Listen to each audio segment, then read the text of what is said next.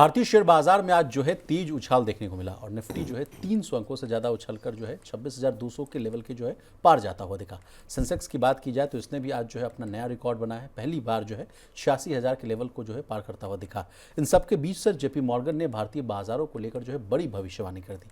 JP Morgan ने कहा कि निफ्टी 50 जो है साल 2026 के अंत तक 30,000 तक के लेवल तक पहुंच सकता है। यानी अगर सर करंट भाव से देखें सर तो 15% की तेजी अभी जो है वो बाकी है। और इसी के साथ सर मैं लगातार आपके आदेशानुसार मैं कई जो स्टोरीज कर रहा हूँ मार्केट रिलेटेड, तो तमाम जितने भी जो ब्रोकरेज हाउस की जो रिपोर्ट्स आ रही है तमाम लोग कह रहे हैं कि करंट लेवल से फला शेयर में जो 61% की तेजी आएगी, 34% की तेजी आएगी, 18% की तेजी आएगी। तो क्या सर सब कुछ जो है बैक टू द पवेलियन, मतलब जिस तरह से जो कहा जाता है कि ऑन द ट्रैक हम लोग आते हुए दिख रहे हैं? क्या ट्रंप के टैरिफ को, जियोपॉलिटिकल टेंशंस को, एफआईआईज की सेलिंग को, सब कुछ को हम लोग ने दरकिनार कर दिया?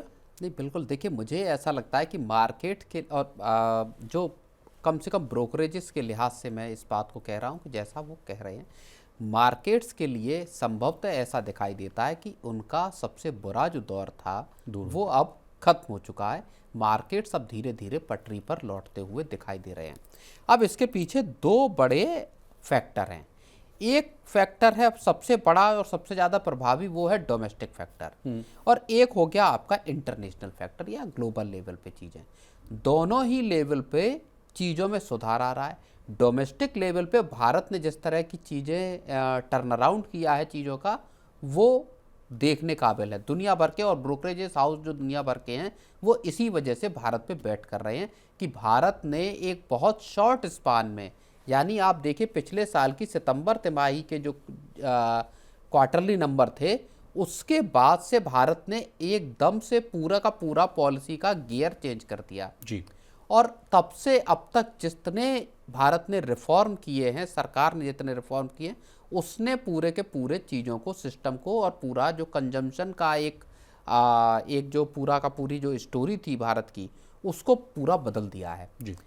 इसका परिणाम अब नज़र आने लगा, जहां मार्केट्स एकदम बूम पे आते हुए फिर से दिखाई दे रहे हैं। रिकॉर्ड लेवल पे बाजार है। ग्लोबल लेवल पे भी घटनाएं अब ठीक ठीक होती हुई नजर आ रही, चाहे अमेरिका में रेट कट की बात हो या फिर रूस यूक्रेन की जंग के थमने के आसार अब विजिबल होते हुए दिखाई दे रहे हैं। और तीसरा बड़ा फैक्टर है अमेरिका के साथ एक ट्रेड डील होने की एक तकरीबन उम्मीद अब बन चुकी है कि बस आज नहीं तो कल ये ट्रेड डील हो जाएगी। जी, तो आपने ठीक कहा सर कि भारत की जो अर्थव्यवस्था है वो मजबूत बनी हुई है। मांग जो है, डिमांड, निवेश और जो है सरकारी नीतियां, कहा जा रहा है इस रिपोर्ट में कि सब कुछ पॉजिटिव है। कंपनियों की कमाई को लेकर भी बात कही गई है सर। कहा जा रहा है कि वो भी जो है तेजी से बढ़ती हुई दिख रही है। अगले 2 साल में कहा जा रहा है कि लगभग जो है 13% तक जो है अर्निंग्स बढ़ने का अनुमान है। और कुछ सेक्टर्स हैं जिनको लेकर इस रिपोर्ट में कही गई है बात कि बहुत अच्छा परफॉर्म करते हुए दिखेंगे। वो है banking, retail, real estate, power और कैपेक्स जैसे जो है घरेलू सेक्टर जो है वहाँ जो बात एग्जैक्टली आपने जो कहा घरेलू सेक्टर यानी जो देश के जो जिनका कारोबार ज़्यादातर भारत सेंट्रिक है, इंडिया सेंट्रिक जिनका तो यहीं बनाओ यहीं खपाओ। बिल्कुल, चाहे अब एफएमसीजी सेक्टर हो, चाहे रियल्टी सेक्टर हो, चाहे आपका बाकी का बैंकिंग सेक्टर हो। अब बैंकिंग सेक्टर की हमने बार बार बात की अपने एनपीए ऑल टाइम प्रोग्राम में। एनपीए लो है। सरकार की कोशिश है कि 49% एफडीआई को परमिशन दी जाए सरकारी बैंकों में।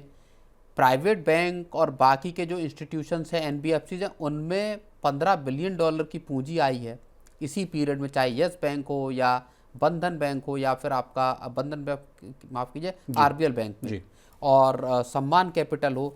तो दुनिया भर की पूंजी भारत के बैंकिंग और फाइनेंशियल सेक्टर में आ रही है और यहाँ से ही पूरी की पूरी ग्रोथ निकलने की अब उम्मीद दिखाई दे रही है। सर इस पे एक और 2 पॉइंट है, उस पर भी मैं डिस्कस कर लेता हूँ। एक तो कहा जा रहा है कि विदेशी निवेशक जो हैं, जो एफआईआईज की बात कही जा रही थी कि लगातार जो बिकवाली कर रहे थे, उनकी बिकवाली भी अब थमती हुई नजर आ रही है। और डीआईएस तो भर भर कर पैसा लगा ही रहे थे, तो अब दोनों जो हैं एक मुहाने पर आ गए हैं सर। दोनों जो है बाइंग पोजीशन पर आते हुए दिख रहे हैं।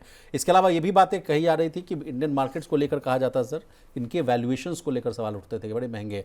तो जेपी मॉर्गन साहब की जो रिपोर्ट है वो कहते हुए दिख रहे हैं कि दूसरे देशों की तुलना में अगर अब भारत के बाजार को देखा जाए, भारत के शेयर बाजार को देखा जाए, तो वो ज़्यादा महंगे उतने दिखते हुए नहीं दिख रहे हैं।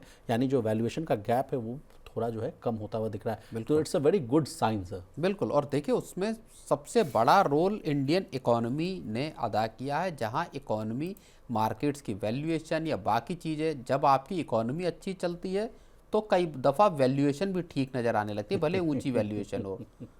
जी। तो जब इकोनॉमी का टर्न अराउंड एक्चुअली हमने देखा, जब सरकार के फैसले नज़र आने शुरू हुए, आप समझिए कि 22 सितंबर का जो जीएसटी का जो इम्प्लीमेंटेशन की डेट थी, जहां से 2 जीएसटी रेट खत्म हो गए, वहां से ही इकोनॉमी पूरी बदलती हुई नजर आई, जहां 6 लाख करोड़ रुपए, 6.5 लाख करोड़ रुपए की खरीदारी हुई।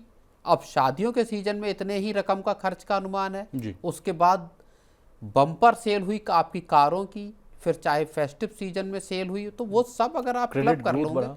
क्रेडिट ग्रोथ है, वो सब आप अगर आप क्लब कर लेंगे तो इकोनॉमी बेहतरीन पोजीशन में इस वक्त दिखाई दे रही है। और वित्त मंत्रालय की आज ही रिपोर्ट आई है, आपकी मंथली बुलेटिन फाइनेंस मिनिस्ट्री का आया है, उसमें भी इन्हीं बातों का जिक्र विशाल किया गया है।